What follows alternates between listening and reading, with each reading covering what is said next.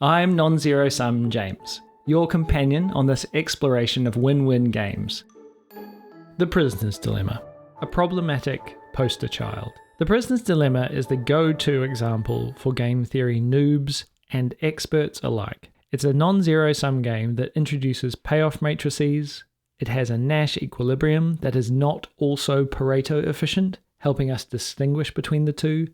And when taken further, we discover that strategies change with iterated games.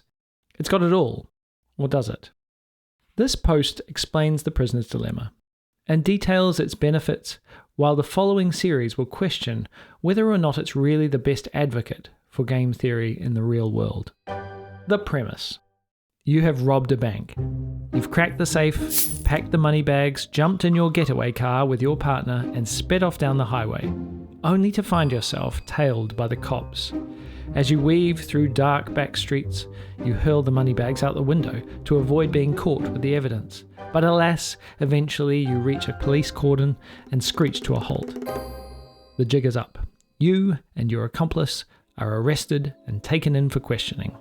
The Dilemma.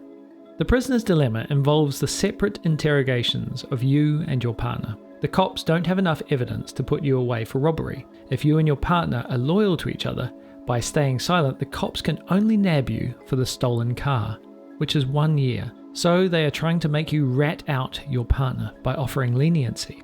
If you do rat out your partner, you'll get no jail time, and your partner will get 5 years.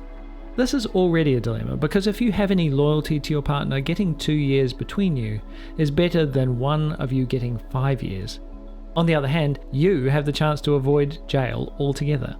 But it gets more complicated, because this deal is not only being offered to you, but to your partner too, meaning that if you cooperate and they rat you out, you'll get 5 years, and they'll get off scot-free.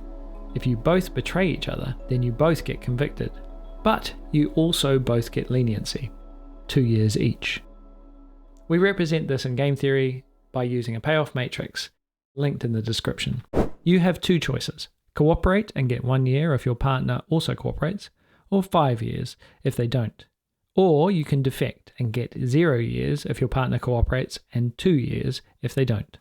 So when we think about our own choice in terms of pure self-interest, you will always be better off defecting. 0 is better than 1 year, 2 years is better than 5 years. And this is amplified by the fact that the same is true for your partner, making the possibility of them defecting and you getting 5 years a very real one.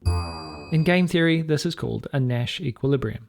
A Nash equilibrium is where no player can improve their position by unilaterally changing their strategy. The Nash equilibrium for the Prisoner's Dilemma is mutual defection, because there is no situation where diverging from this path benefits the player.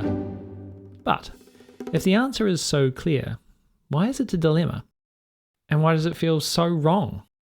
Well, that's because although the dominant strategy is clear, the result is suboptimal. If both parties follow the Nash equilibrium and defect, they get a worse payoff, 2 and 2, than if they had both cooperated, 1 and 1.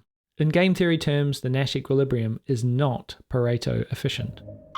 Pareto efficiency, I'll remind you, is where there is no way to make any one player better off without making at least one player worse off.